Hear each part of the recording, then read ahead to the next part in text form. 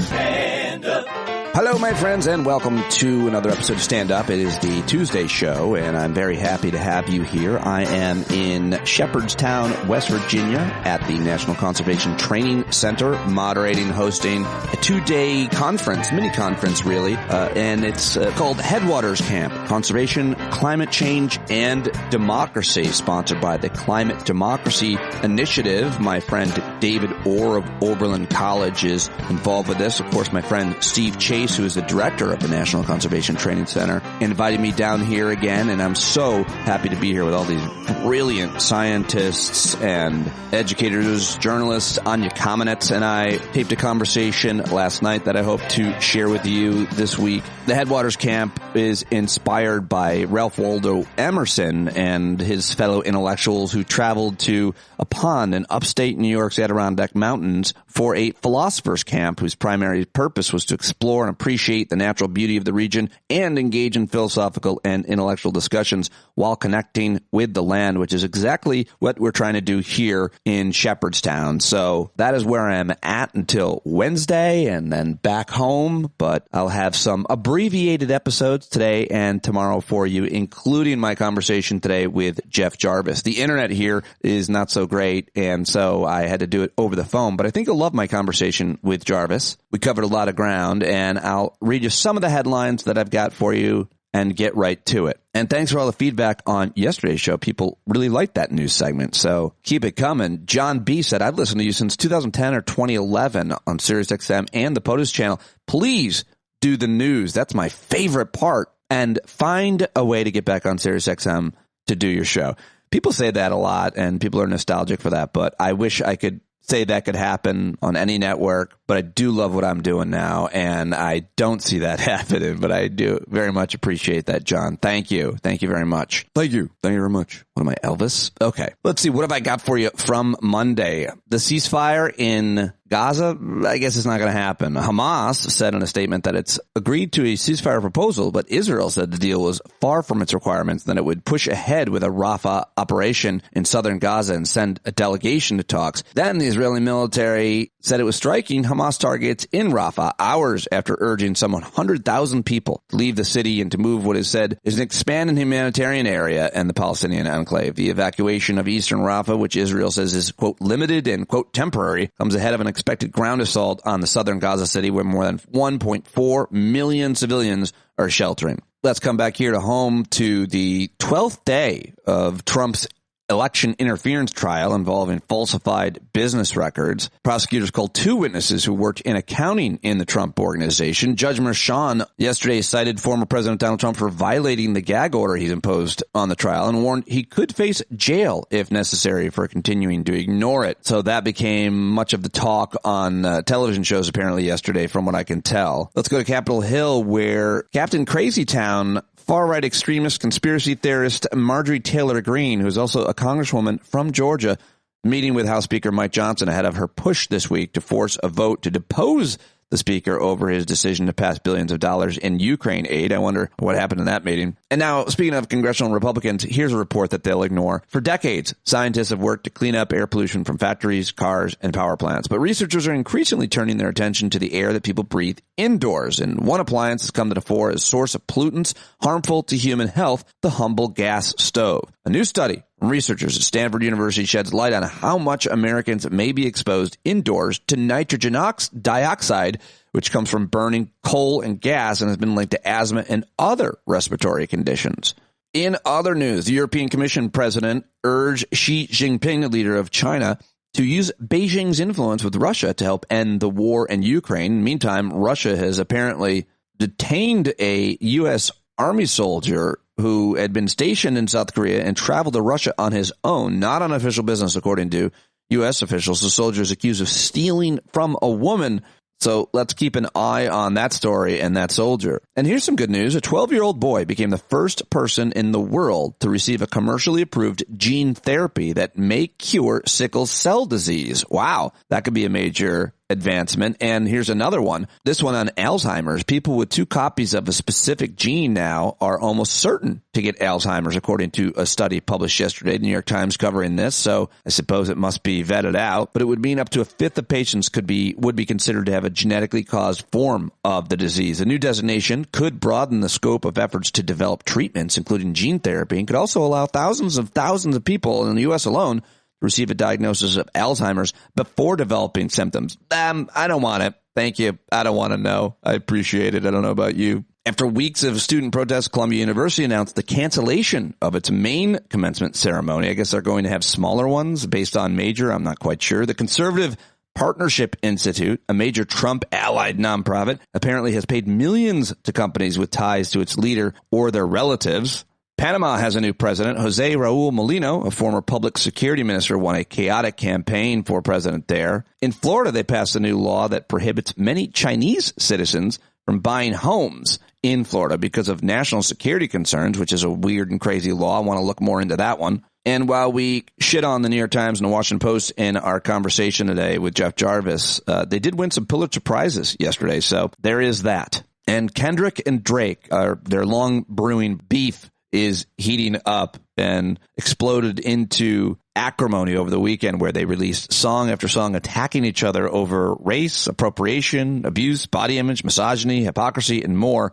And I guess it's good for business. So I don't like it, but I thought I'd toss that in there. All right, that is all I've got for you on the headlines, and I'm not able to pull audio from my location, so I'm going to get right to my conversation with Jeff Jarvis, who I called up while he was moving his son, I think, out of college. So he was on the phone, but I still think it sounds pretty good, and I think we had a really good conversation. So I hope you like this. I hope it's worth listening to. I always love talking to Jeff. He's such a smart, opinionated guy with a tremendous amount of experience.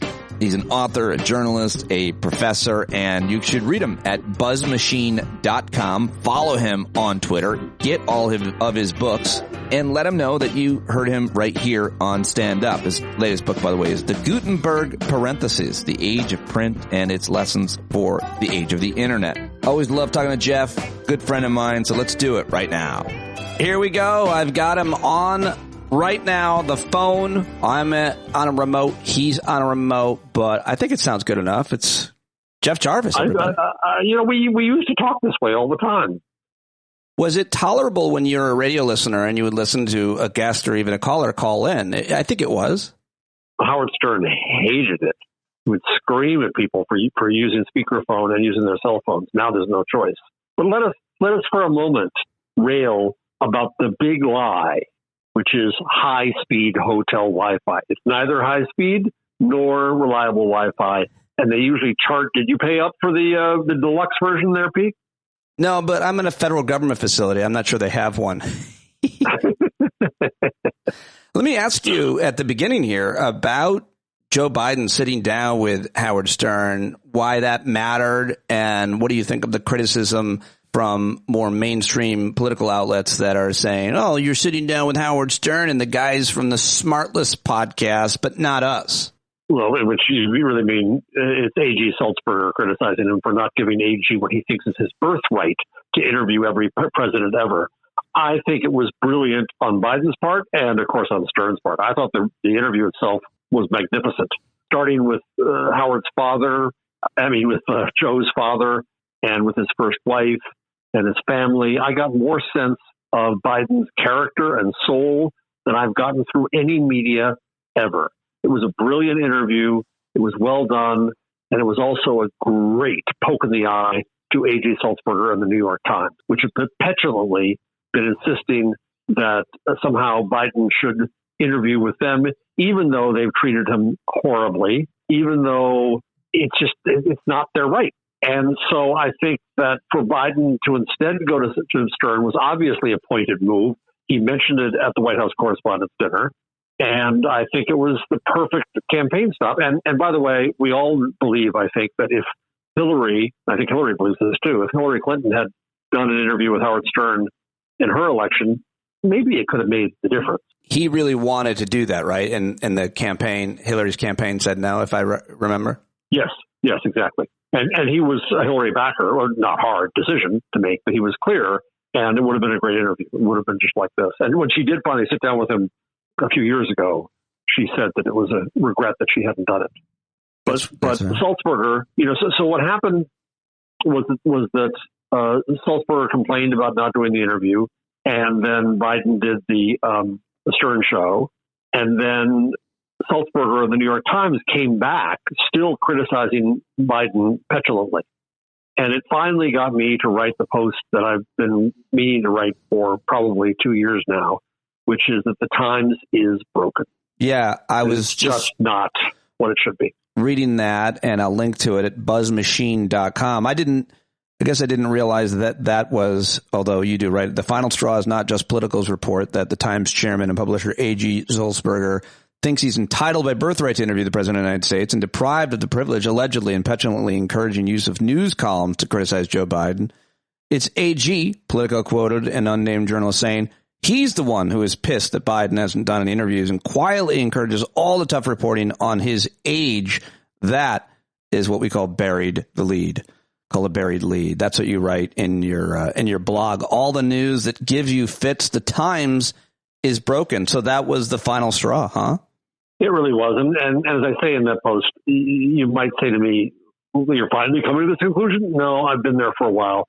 I criticize the Times because it is the biggest and was the best that we had. I want it to be better, but I don't know that I have much hope for it. Meanwhile, Joe Kahn was out there. He did a talk at an industry conference saying that, bragging that the Times pisses off its readers.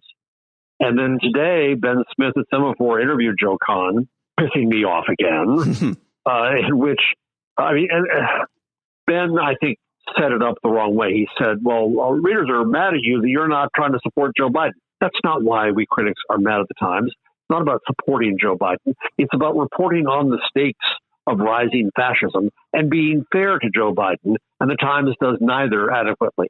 And so it was another self-defense. The Times uses none of this as an opportunity for self-reflection, for learning anything. They are disdainful of the public they are meant to serve. My friend Jay Rosen at New York University marked this, I think, 9 years ago, when he said that when the primary support of the Times passed from advertising to circulation to subscription, that it changed the relationship of the newsroom to the readers. And it's a paradoxical shift in that you think that in any economic relationship, the newsroom would be grateful to the readers, but instead the newsroom wants to prove we're not your bitch, readers. And so they want to piss off the readers. They're saying it out loud that they want to piss off readers. They think that's a mark of their, and I use A.G. Sulzberger's word here, independence. But what I question is independence from whom? Independence from the sources in Washington? No. Independence instead from their readers. That's what they try to prove all the time. And it's a poisoned relationship now that's leading to bad journalism. There's a lot of criticism of the New York Times saying that they're not reporting accurately or fairly on Joe Biden or Trump. And they'll say, the New York Times will defend by saying, you want us to be a cheerleader for Joe Biden. You want us to be supportive of one of the two political parties. We're journalists. We're not supposed to do that. What do you say to that defense? We're not asking them to be a cheerleader. Now, there are those. When I said this on Twitter et al., some said, well, if you are trying not to have fascism return to the White House, then, yeah, you should cheer for Joe Biden. But I'm not saying that.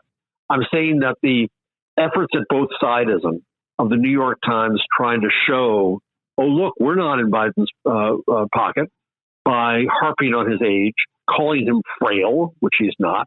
If you listen to the Howard Stern interview, you certainly hear that he's hardly frail. And being critical around, and then being credulous about Trump. And that's the problem. They're not reporting, as Jay Rosen would say again, to quote him for a second time, the stakes for the country right now. And that should be the way that the reporting should reflect those stakes every single day is the criticism. Absolutely. We now have the former president of the United States, candidate for president, supposedly neck and neck up for the first of many, many felony charges. Yeah, they cover that every day. They absolutely do. But I don't think that the meaning of that has kind of sunken in to the national consciousness and the coverage. In your blog post, you talk about Marty Baron, the former Washington Post executive editor, his book, Collision of Power. What did you learn? How does that relate to the New York Times and a lot of the other newspapers reporting on the campaign and politics in general? I'll be eager to hear what you think about this theory, Pete. Was an excellent editor at the Post. I think the Post was better, much better under him than Sally Busby, who's the ex-editor of the AP, and I think she's bringing that Associated Press anodyne view to the Washington Post. And so I think both of our best papers are a lot worse than they were. In any case, and Marty Baron, by the way, would not agree with much of what I say about coverage. He is of the objectivity school. He said something really interesting in his book, almost lamenting, I thought, that in 2018, he said that the number of conservative readers to be counted as subscribers to the Washington Post were in the single digits, and that 80% of the Washington Post subscribers counted themselves as very or somewhat liberal. And I think he said that as if that was something wrong. I think that was a blessing. You know who your audience is. You know who your public is. Thus, you should be able to serve them better. You should be able to give them the ammunition for arguing with crazy Uncle Joe on Thanksgiving. You should be able to provide them with the intellectual honesty and coverage, but understand the stakes that they feel. Instead, in the myth of mass media, in the time of monopoly newspapers, editors want to believe they serve the entire community and everyone equally. That's always been a lie. The lie is apparent now, and they lament this. And so that's why both the New York Times and the Washington Post want to try to prove their bona fides to conservatives. Well, no. And the weird thing about this is that, yes, and this Joe Kahn made this point. Well, if a majority of people end up voting for Trump, then that's what the democracy wants, and that's what we give them. That's that. No, we know that some large portion of this country is deluded, and we have to make that judgment, and they're afraid of that judgment. And instead, they're trying to think that they can convert the crazy right wing of America to sanity. They can't. Well, they can't because they don't reach them. I mean, when you say conservative, right. When you say conservative, and Marty Baron wrote about conservative readers, I feel like that word doesn't mean much. I use the phrases Earth 1 and Earth 2. They apply most. Yeah. My audience seems to know what I'm talking about, and we all disagree on all kinds of things, but we're talking about, vaccines are a public health miracle. Joe Biden won the election. Climate change is what it is, what we know it is, what the scientific consensus, and you could pick other examples, but Earth 1. So it's not so conservative or liberal. It's a thing happened or it didn't happen. And right. And I just don't know how you can reach those people when we're so segmented and your name is the New York Times or CNN or the Washington Post. I don't know whether we talked about this the last time we conversed, but I've come to believe that facts, information, misinformation are not the issue. Neither are beliefs. We talk all the time about, well, these people tell the pollsters they believe this crazy crap. I don't think they necessarily believe it at all. They are signaling. And I reread Hannah Arendt and her observations about the rise of totalitarianism, about people belonging to nothing and then being vulnerable to the siren call of cults and fascists and such. And they substitute belonging and belief with the tropes of these propagandists. And so how could we reimagine, and I don't have the answer to this, how could we reimagine a journalism that is built around belonging? And I don't know, but I think that is the challenge. I think it's journalists think it's the problem is misinformation, and they sell information. Thus, they think that they are the solution to the problem. That's been proven wrong now. They've been putting out plenty of information, and it ain't working. Well, yeah. And I'm not sure what we do here. We also have to get down to the core, and you and I have talked about this many times, that the issues are straight in front of our eyes. It's race, and the papers are not admitting that. Increasingly not. And they're being less sensitive to it, and the political opinions of the nation seem to be reflecting it when the high percentage of white Americans now identify as victims of discrimination. Right. And the Washington Post had a headline just, I think last night about rebranding DEI. Yeah. No.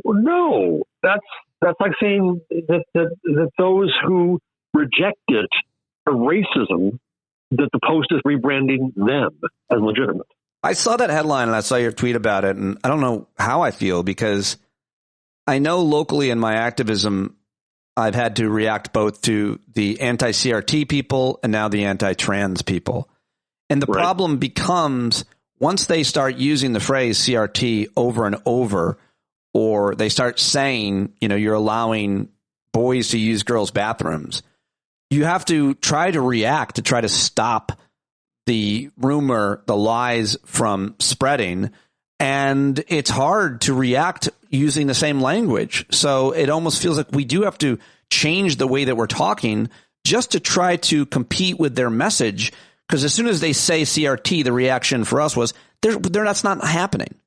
We don't have that. And now with DEI, what else are we supposed to call it? It does seem like that DEI, diversity, equity, and inclusion, is a whistle to the far right, and it has become so successfully by those provocateurs on the right.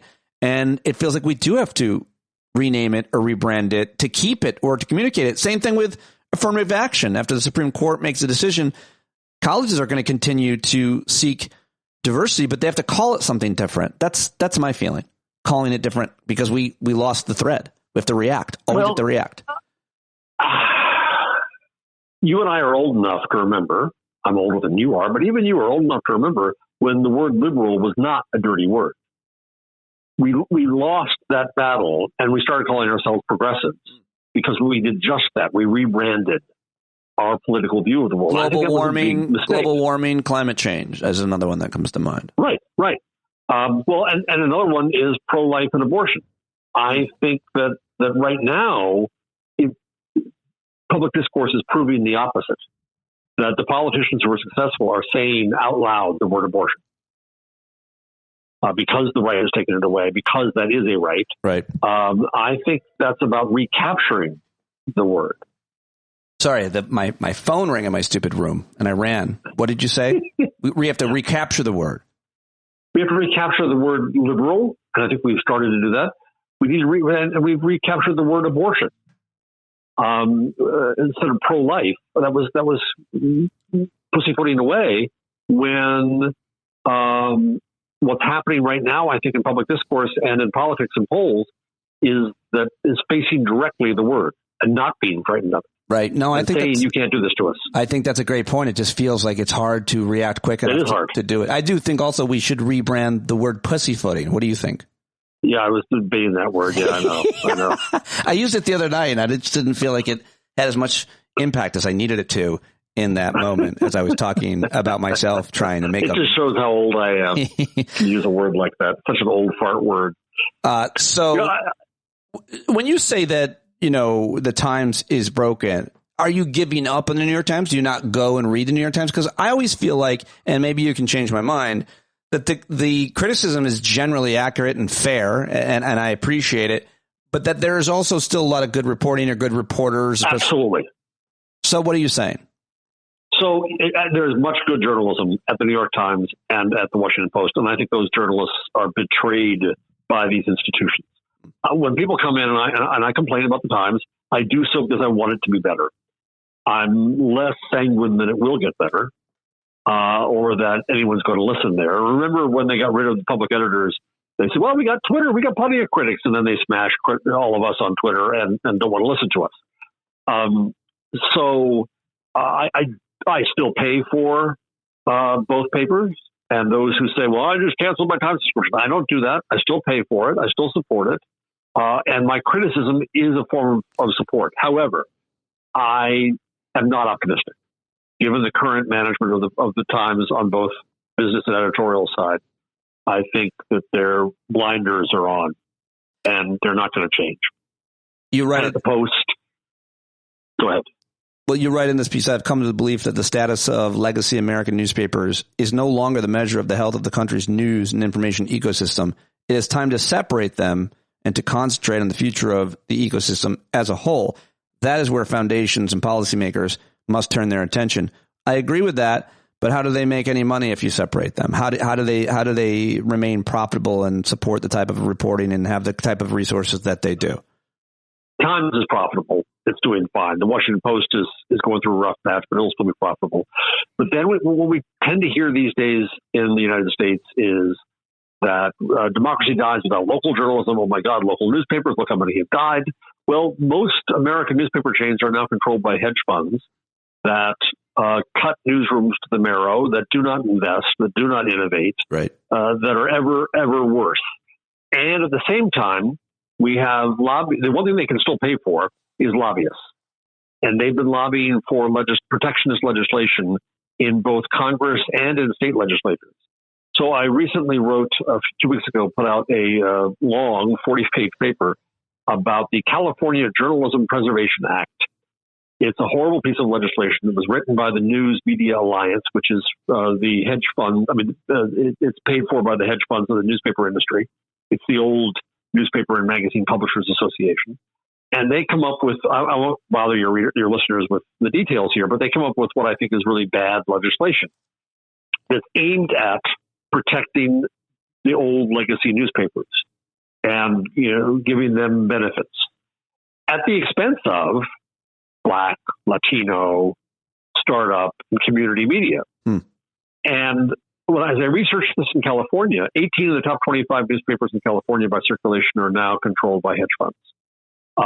They've consolidated. One of those hedge funds, Alden Global in Northern California, consolidated more than a dozen titles into two, which are now far less local. The LA Times was bought by an investor who got away from himself. The state newspapers are a mess, and I don't think that I would want any money to go to them. However, as I did the research, there's a vibrant ecosystem of Black, Latino, LGBTQ, diasporic community and startup digital media across the state. That's what needs support. So when I say that I'm giving up on looking at the health of newspapers as the barometer of journalism in America, that's what I mean. We look too narrowly at the legacy and not at the future. I want to move on to another issue, which can certainly ride right along with this one if you want to talk about the coverage of. But I wanted to get your overall thoughts on these campus protests. You have had access to, as a teacher, as a professor, young people for a long time. And a lot of us that are our age or older don't. You do. You've had that conduit. You've been a mentor to so many. What do you make first of the protests around the issue, and then of kind of the reporting and where the connect or rather disconnect might be? I just really want to get your general reaction, and then we can drill down at the others' reactions that you will potentially shit upon. Well, I'll actually start by praising one I heard on your show last week. David Rothkopf threw out a really interesting challenge and saying, try to name a college protest over the years that wasn't in the end proven right. And I've thought about that, and I think he's right. And, I'm old enough to I was in the last year of the draft lottery in Vietnam. My number was 265. Thus I didn't go. And I was part of the moratorium protests as an obnoxious young person myself, and believed in the cause. And I think we were right, and I think that it helped. But I think there's a key difference. People keep analogizing the current protests to those over Vietnam. The big difference is that our asses were on the line, and our moms didn't like it. We could have gone off to the meat mill of Vietnam, each one of us.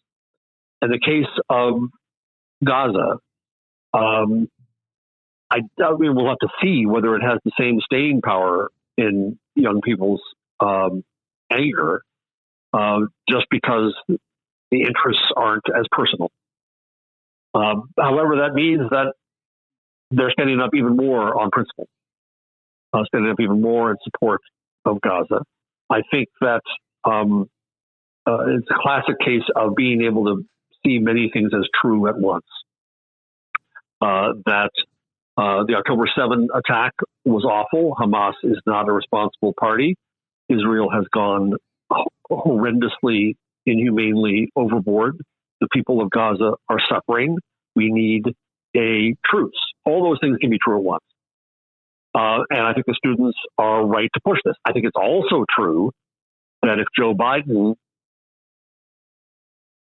rejected Israel right now, he'd be in far less of a position to try to broker that ceasefire.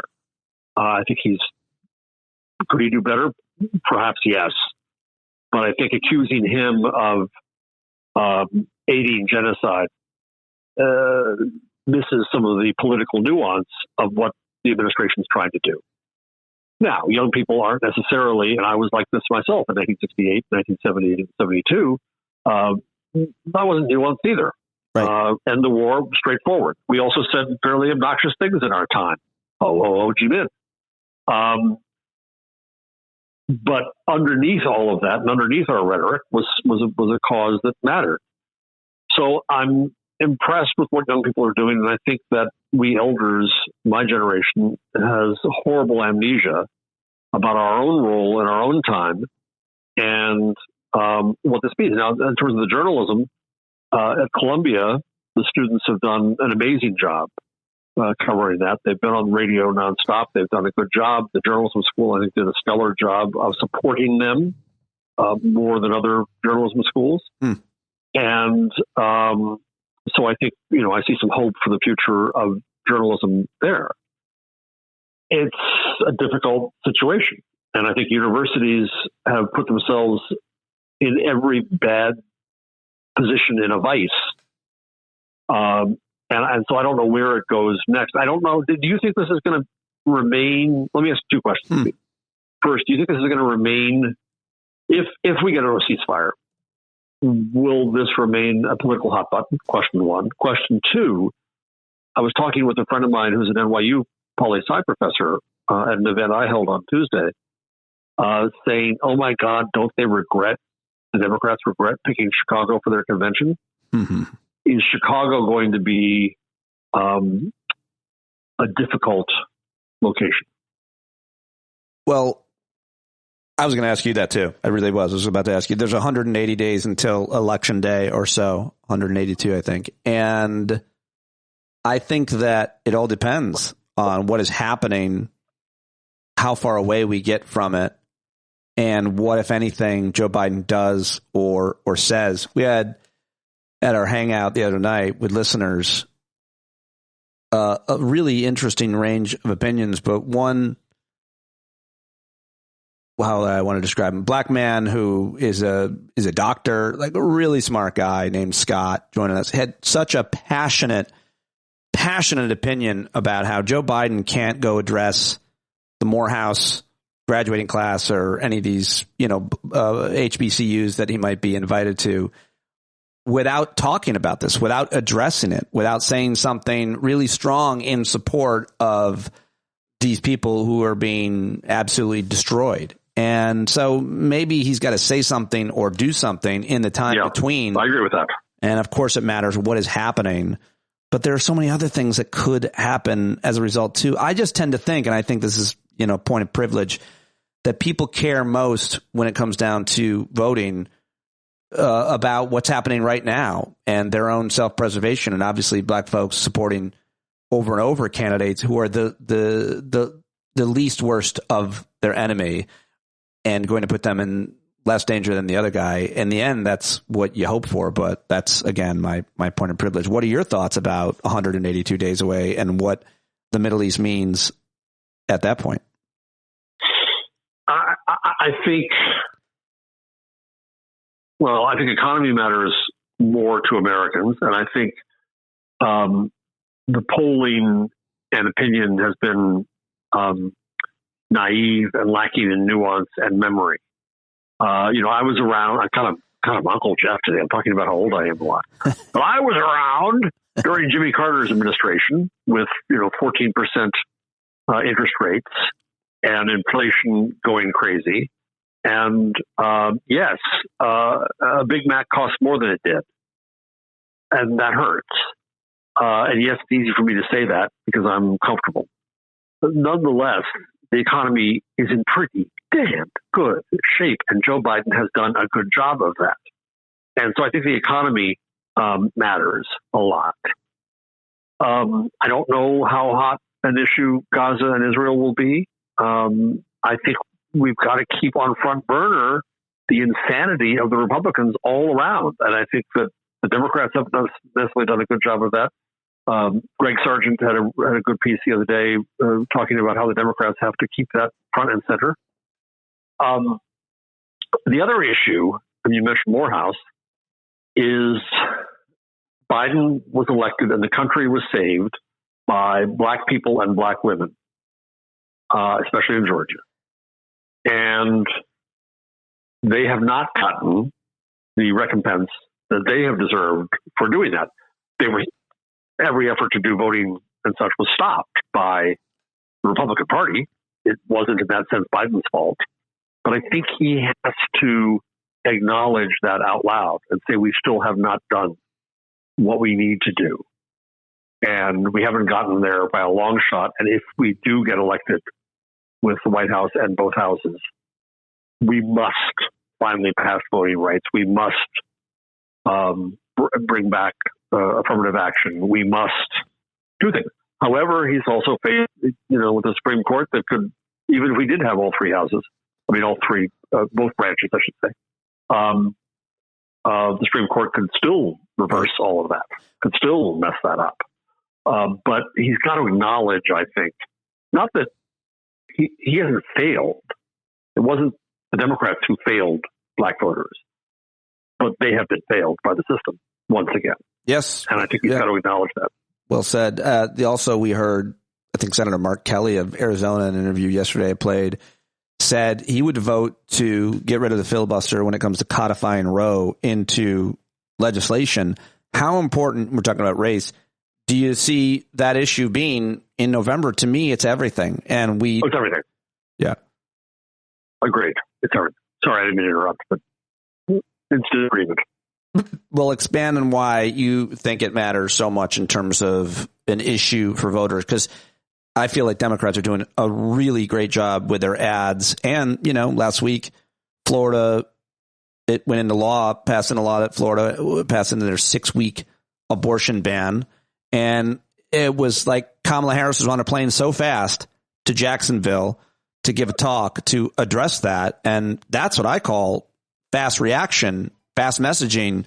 And I feel like the Biden campaign is doing a good job, but I also feel like people like the governor of Kentucky who got reelected with an ad, a brutal ad of a 10-year-old girl talking about her rape. Brilliant. And so I feel like those kinds of ads, forgive me for saying this about such a horrific issue, are pretty easy to cut, and they have a major impact. And I think they'll continue to matter in states that matter to win because of our stupid electoral college.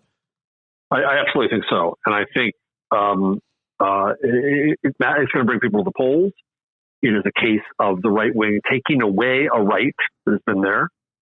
And we have to hold close to that. But I also, this is going to sound a little weird, Pete, but I've been reading up a little bit more lately on Nazi Germany.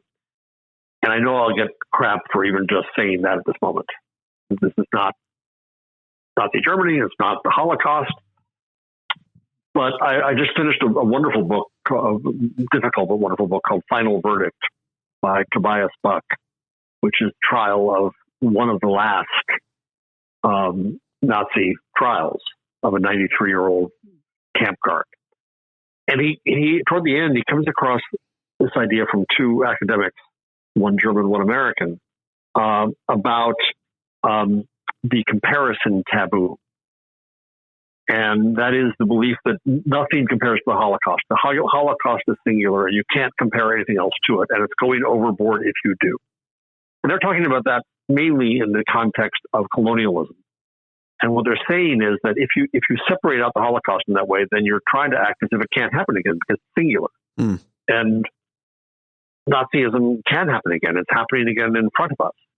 And so we need to compare. We need to understand this context. We need to better understand how it got to be there and what it meant and responsibility.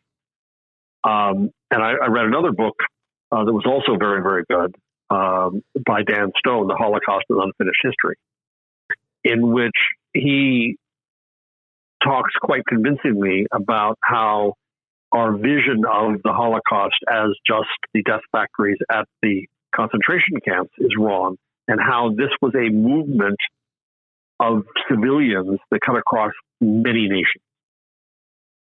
And in Buck's book, The Final Verdict, he's ultimately talking about responsibility. And the man on trial was 18 at the time. He was a guard. But in the end, he was found guilty and today would be expected to resist. And so the question comes for us, what is enough resistance? And I think that's a really vital and important lesson. There's also a wonderful podcast, Reading Hannah Arendt. And right now they're going through Eichmann in Israel. And the episode or two ago described the rhetoric of the time. And one cannot help but compare it to today. So this is a radical threat to the country. So yes, abortion matters greatly, and if it brings people to the polls, and if we get to change that, but it's just one, I won't say small, but one of many symptoms of the movement we have to stop. Yes, and we're in great peril of not succeeding at it. Yeah, there's so many parallels. I was just reading, I haven't read extensively the way you have been, because I'm terrified to read that stuff. But this idea that those who are complacent or say it can't happen or won't happen, and they stand by, and all of a sudden it does happen. And then you've got people like, on the Sunday shows yesterday, I was playing on yesterday's episode, just Tim Scott, Doug Burnham, and Kristi Noem just prostrating themselves, destroying whatever might be left of their last name and legacy they might have for Donald Trump, throwing their careers to a certain extent in the garbage, trying to be more extreme than him, knowing at this point, everything he touches dies. It's not going to turn out well for any of the three of them or anybody. I mean, look how it worked out for his last vice president. They all want to be his vice president. There are not too many people cozying up to Donald Trump, it would seem these days, as he's on trial in Manhattan, and I'm going to ask you about that last. But what do you make of those who still are trying to jump on board the Trump train, which is running on really filthy excrement? Well, let's be clear here. I'm on Team Puppy. I wasn't sure where. I was going to ask you where you stood on killing your annoying animals. Team Puppy. Jesus. Yeah, what do you make of that? What was she doing there? Everybody. I think she was trying to show how extreme she can be. I go back to my point about belief and belonging. People say these things and do these things, not because they necessarily believe them, but because they want to signal, look at me, look how radical I am, look how tough I am, look how much I belong to this crazy end. I'm in it with you. It's a cult or mafia like behavior. And I think that's what's happening here. Here's the question. If Trump fell over dead tomorrow, God enable, what would happen to the Republican Party?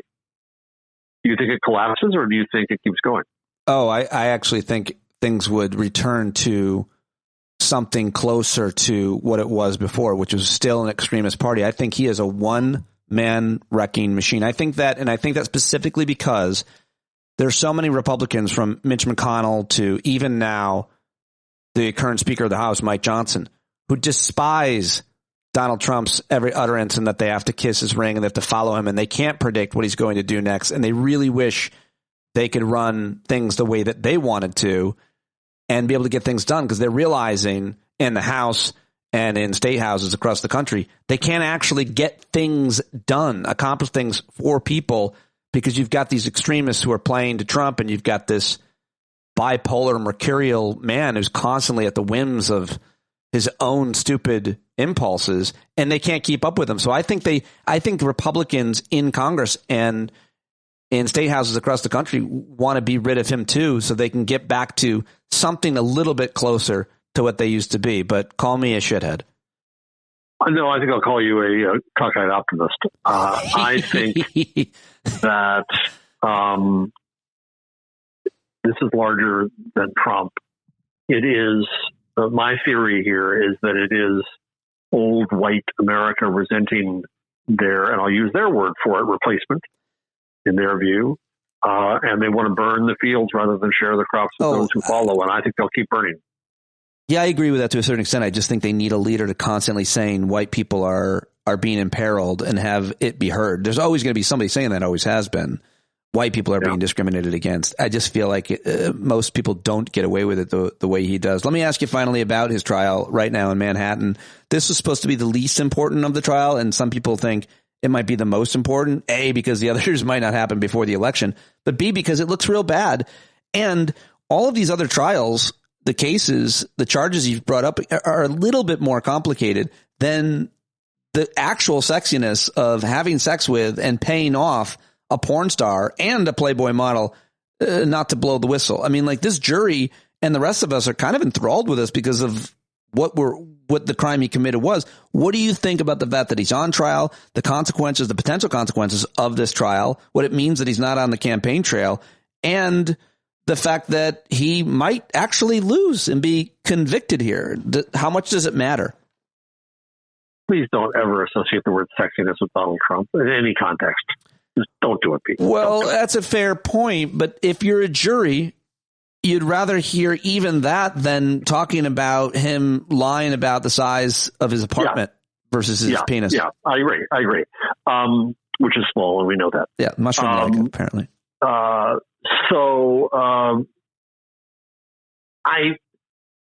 agree. I think this trial is very important. I think that it's clear what he's doing. I think it's disgusting what he's doing. I think that we know already that he can do any disgusting thing that he wants, and for certain people it won't affect him. But I do think there are some for whom it's just, I think exhaustion will hit. And I do think there's an opportunity politically here. Again, the coverage I don't think is adequate. Like, we should still be really shocked. Yes, this money came out of his personal account. Yes, he lied about it. Yes, he screwed over his wife with this. Yes, he was trying to influence the election. Yes, if this hadn't happened, he might well have lost at the time. I think there needs to be more shock in the coverage, and it's not. It's kind of day to day. I feel like the coverage of it on MSNBC and shows like Nicole Wallace is breathless. I think they've done a very good job. Yeah, I'm talking more about yes, I agree with that. I should make that clear. But I think the Times and the Post and such should be screaming every day, oh my God, look what they proved now. Right. Which is, well, you're right. Nicole is doing that, and company are doing that. Well, listen, I love your perspective. Even if it's on the phone, it was absolutely worth it. And I appreciate you hooking up with me short notice when you're on location yourself. And let's not have it be so much time go by. I always appreciate it, my friend. Thank you so much for talking to me, Jeff Jarvis. I really appreciate you. Thank you. All right, there you go, Jeff Jarvis. I hope you appreciated that on the phone. Thank you so much for pressing play today, and I look forward to talking to you tomorrow. Always let me know what I can do better. Write a review on Spotify and iTunes. Send me an email, standupwithpete@gmail.com. Guest ideas, compliments, criticisms, invitations to your house. Send it all. Keep it coming. Love you. Talk to you tomorrow. John Carroll taking us out right now. Stand up. Let the brave meet the challenge. Let the weak flee. Oh, you better stand up. When you're tired of begging, saying pretty please, that's the time you gotta finally get up on your knees. When you can't see the forest for the burning trees, you got to stand up. Hey, you've been sitting so long, you got the creaky knees, you gotta stand up. I think you're driving wheels with leaking grease. Boy, you better stand up. Well, there's a whole lot more of know what's right. They'll keep right on ignoring us if we keep sitting tight. You got to open up the window to let in some light. You gotta stand up. That's right. We got to rise up. You got to stand up. You got to stare the devil straight in the eye. We got to let him know it's his turn to go. See it clear when all you hear is a lie. Don't get up off of your butt, get down off of your fence. And even if it ain't a very friendly audience, well, they'll begin to listen when you start making sense. And you stand up, stand up. No need to point your rifle to defend your town. Just stand up, stand up. You know they can't deny you what you're laying down. Boy, you better stand up, stand up. Show your face of every color, yellow, black, red, and brown. This is the place where every lost child will finally be found. There's only one thing to do before we stand our ground, and that's stand up, stand up. Well, the founding fathers saw a land for all. They had to stand up, they had to stand up. They had a keen imagination for a crystal ball, drawing all the plans of a stand up. But all they had to go on was the time they were in, with other causes for laws, and since they weren't in sin, they knew that change was gonna come before the change could begin. They had to stand up. All right, they had to stand up. We got to stand up. We got to look the devil square in the eye. We gotta let him know it's his time to go, and make it clear when all we hear is a lie. Why you lying awake wondering where the money all went? It'll be the cost of freedom that'll go unspent. You can see him flee the scene of that experiment if you stand up.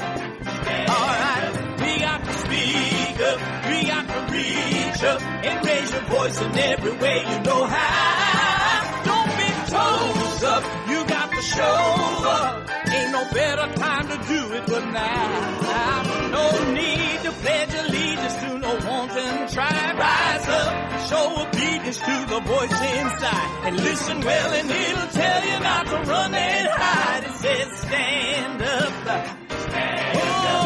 Got to stand up. Ooh, come on, just stand up. Everybody got to stand up in the darkest hour. Stand up. People got the power. Stand up. Come on, come on, come on. Come on, come on, come on. Come on, come on, come on. Stand